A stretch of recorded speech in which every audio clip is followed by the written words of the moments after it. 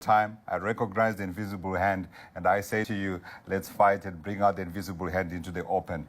Pega Stofile, he is the president of the South African Local Government Association. It is the politicians. We need to curtail their power to appoint municipal managers, to appoint the officials that he was referring to, for us to be able to appoint the right people who then are able to manage the affairs of the local governments. Otherwise, the invisible hand will continue to wreak havoc. 2 minutes to 5. Come back after the break, and we are giving you the market wrap of the day. And then we're also bringing you, as a parting shot, thoughts from the BLSA, that's Business Leadership South Africa, on that State of the Nation address.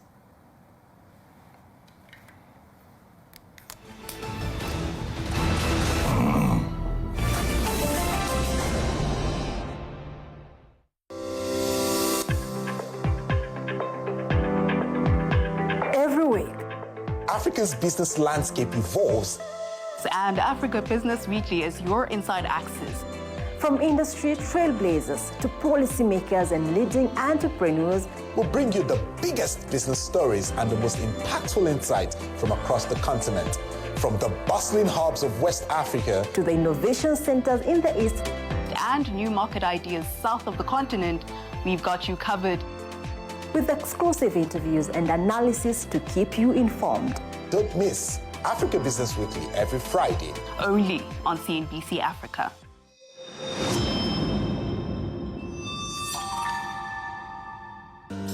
From mining explosives to the adoption of sustainable practices in the mining industry, NAX Africa commenced its operations in Africa during the challenging COVID-19 crisis and has since expanded throughout the continent. Join CNBC Africa as we explore this nearly 6-year journey to discover what the future has in store for NAX Africa and their vision for the direction of the mining sector.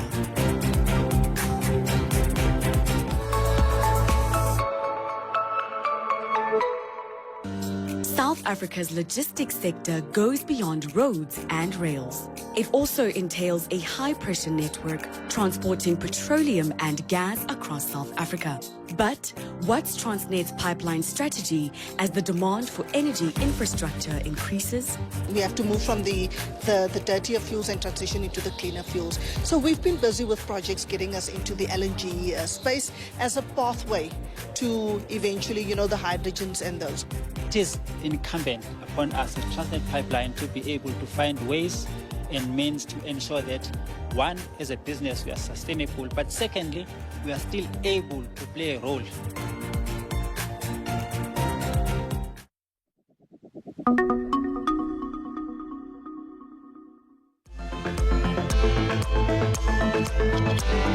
Without access to connectivity, even in deep rural, because access to digital connectivity is what makes the digital ecosystem important for everyone.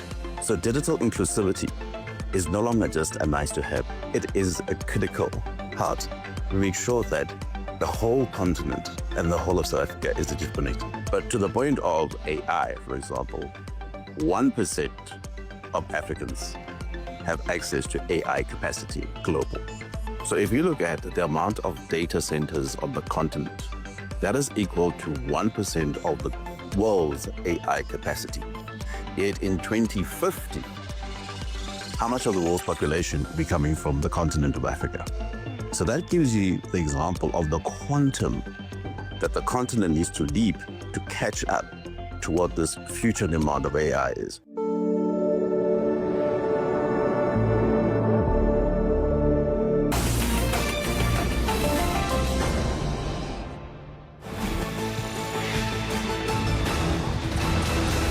Minutes past 5 is your time. Let's take a quick check of the top stories this hour. Sally is on the desk.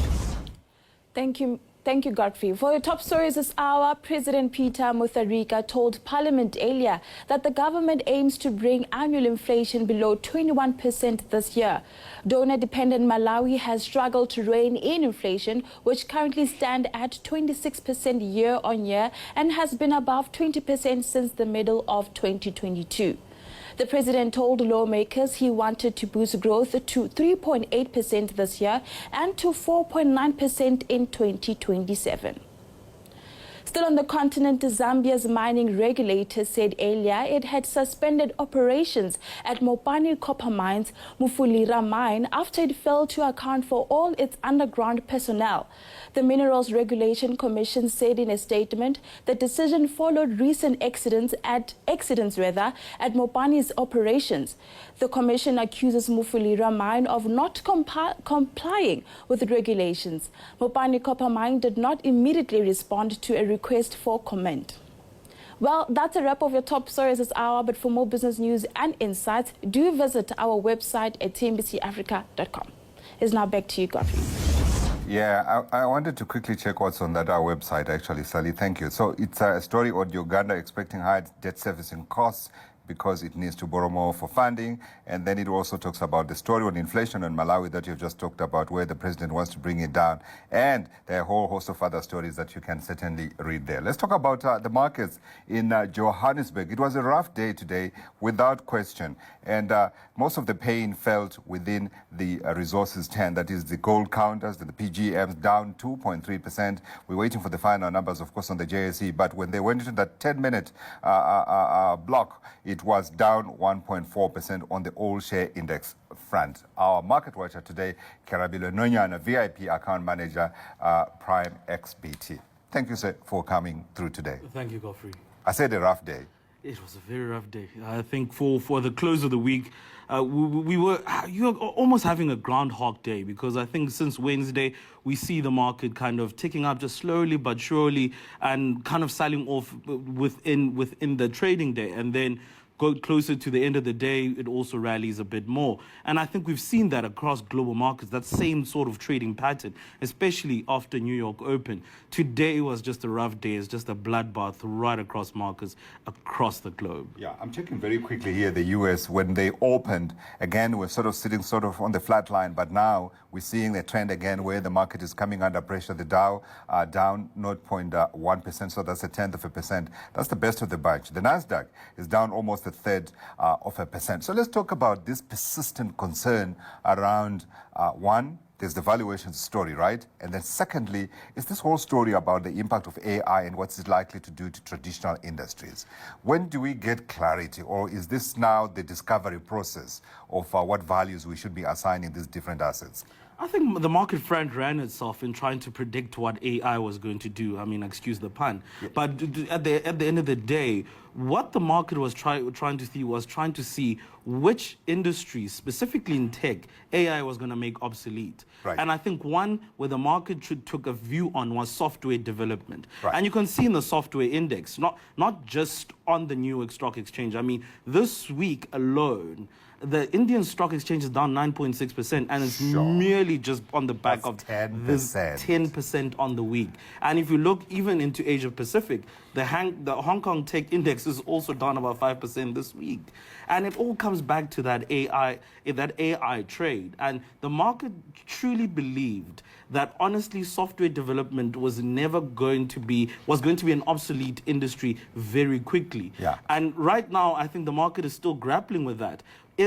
Are these tech companies deploying capex into the right businesses at the moment in order for them to be value accretive? Yeah. And I've been telling my colleagues, I think it's a shareholderism versus civilization chat right now, which is a political one. Absolutely. I'm not going to get into that one. I'm going to park it for today. Today, let me bring you back to Johannesburg, because in Johannesburg, we see the market under pressure. A simplistic reading would be to say the president delivered the State of the Nation address last night. The market is down the next day. It must be something that he said last night. Really speaking, it's a non-starter. I listened to some of the politicians' reaction, and I think I think it was the shadow minister of finance of the DA who says it really doesn't matter what the president says. What's really going to matter is what happens on February the 25th, where the money is going to really be put. And that's essentially what's going to tell you about what the plan is for this GNU government right now. So right now, I think yesterday was really a non-event. I don't think the market would have reacted any differently to what it did. Sure. It was reacting on the back of just risk-off sentiment. Absolutely, that joke, of course. But the other question that I asked Annabelle from Investec was whether within the framing of that national State of the Nation address, there were things that she saw that would help shape your opinion on what the budget is likely to look like? Because those priorities are going to make their way into the budget, aren't they? Some of them. Some of them. But you do understand the GNUs are most of moving parts. I mean, last year we had 3 budgets, and that's just on the back of the fact that you actually need to find congruence amongst all these GNU partners. And last year there was no congruence in terms of looking at how what spending is going to be prioritized and where revenue is going to essentially be raised. But looking at the mining results which came out recently, what that tells you is that the SARS is going to have a windfall because of the platinum miners and the gold miners which are going to report record profits. So I think it is then how do you reprioritize that? I think what we have seen is 3 consecutive budgets of a primary surplus, meaning that essentially we saved money before paying any interest expense. Yes. And I think that's what the National Treasury is going to be aiming for going into the future. But right now is what's going to happen with debt consolidation and what is going to happen with this infrastructure bill they've been talking about, which was proposed to be 1 trillion for the medium term last year. Yeah. Are they still going to be putting money into that infrastructure bill? And for me, that's going to be what's going to be determining where economic growth is going to go. So Gulam Balim at Standard Bank says he sees a windfall of about a tax overrun of about 15 billion rand as a result of the higher taxes that we're seeing, obviously, within the precious metal side. So let's see how the minister is going to be reporting on that one. And before we go and talk about next week, I wanted very quickly your thoughts on Cell C. The numbers came through earlier today. The last time I checked, that stock was down like 1%, but it looks like an illiquid stock. It's very liquid, and it doesn't really trade much. I think it's only 31,000 shares traded today. Oh, my word. So, I mean, it's the first for the market. Yeah. I mean, it really was. It was the Levy brothers trying to essentially cash out of this business. I mean, they've had it long, and they've tried to recapitalize this business and make it really a going concern. Yeah. The good part about it, I mean, you have to find a green line in this, and it is a going concern right now. Top line grew about 1.8%, which is very benign, and you can see it right across all the telcos. South Africa is really ex-growth because, I mean, the regulator is trying to clamp down on that until prices to come down.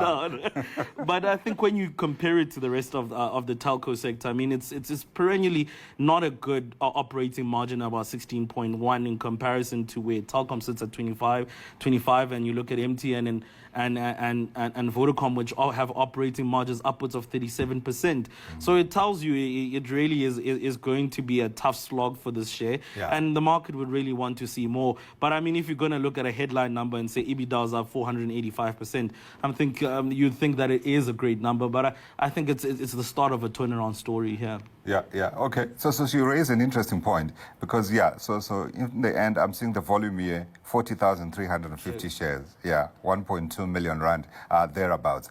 Are you suggesting that this could be ripe for a checkout? Bring them out from behind the shelf, put them out on the table in front of everybody, show the numbers, show the metrics, and maybe these guys would think consolidation all the time, and the investment bankers are going to come calling soon. And they make very high fees. They need action. No, I mean, I think it's quite an interesting thought that you have there. But I think for me, what's going to be a stumbling block is just going to be the regulation. Right. Essentially, now there's just not. I mean, it's already an oligopoly now. Yeah. Who has the kind of balance sheet in order to take this company out? Yeah. Probably one of the big 2. Yeah. And then now the deal with Telkom didn't go well. True. For MTN. I don't think anyone is going to want to touch it. Regulation is just not. Wants more competition in the sector. And the moment you make 2 big giants in this industry, you kind of kill the plan to kill the daughter cost. Yeah. So about twice a year we have a conversation with Ralph and Peter, the CEO of MTN Group, and one of the questions I keep asking him, and it keeps coming up, is Ralph, are we going to see consolidation within the sector at some point in time? And he says, Godfrey, we need consolidation. Is it going to happen in South Africa? We don't know. But he says when you look at other geographies, you have got these big players, and with the scale, you are able to invest more because it's a capital-intensive business that they are in. So maybe. Just maybe. Before you go, so let's talk about next week. You're talking about mining companies and the balance sheets and the dividends and the taxes, therefore looking good. Glencore is coming, Kumba is coming, Goldfields is coming, Anglo-American, Anglo Gold, Sibanye Stillwater, all the big boys. Anyone you particularly looking forward to seeing their numbers? To be perfectly honest, it's just probably Glencore, and just to hear what happened on the background with on the deal with Rio Tinto. Yeah. Because I think egos got into it a lot, and that's why that deal never got over the line. And I think the deadline came and went, and what we heard was Rio Tinto wanted both the chairmanship and the CEOship of the combined acquisition, and it really just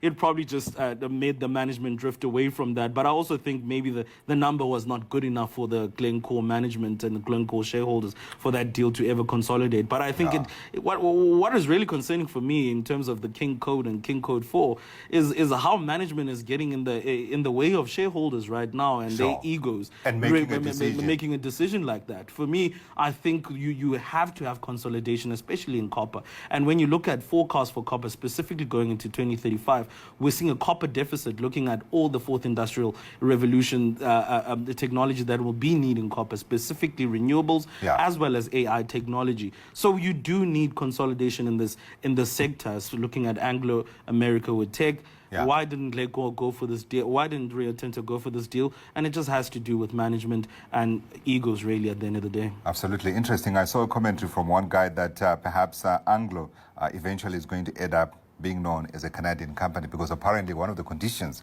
that the Canadian government wanted to approve the tech acquisition was the movement of Anglo HQ to Toronto. Yeah, interesting. Okay, what about Anglo itself in terms of the results, in terms of that tech combination? I think it is where you're going to see production in terms of copper specifically, because I think that is the prize, the king jewel within the sector, and why everyone is trying to consolidate because of that deficit, as I said. So for me, it's just looking at where the investment is going, what they're going to do with De Beers. Right. Because right now, De Beers, the diamonds are ex-growth at the moment, and right now it's just really a back and forth between the government of Botswana and the Anglo-American team, what they're going to do with that asset. Are they going to spin it off and list it alone? Are they going to sell it off? Who's going to buy it and at what valuation? So a lot that's happening in this business, that's really a lot of moving parts. But I think overall you probably will see a recovery in earnings, because metals across the board have just performed well. Yeah, I was going to say what you do with De Beers, given no one would want to get into those diamond businesses with the synthetics around, is you sell it to the governments with deep pockets, right? Apparently the IMF is not happy Angola, with that. Botswana, South Africa. The IMF is not really keen on that idea. Yeah, I'm going to be asking the questions. Thank you very much, sir, for coming through. Karavile Nonyana, VIP Account Manager, Prime XPT, our market watcher for today, on a day when the market closed under pressure, and we are looking really at a deep red close here, and we're going to be wrapping up for you that shortly after we come from the next break.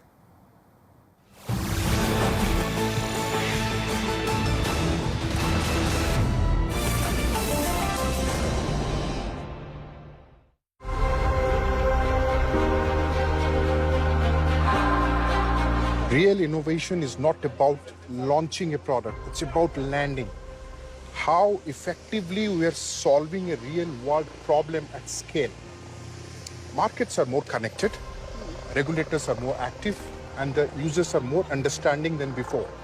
In this environment, it's not about can we innovate or not. It's about can we innovate and deploy responsibly at a scale which is more trusted and enduring. This is the basic principle and foundation brick, you can say, based on which we have built our companies in the UK, India, and now we are trying to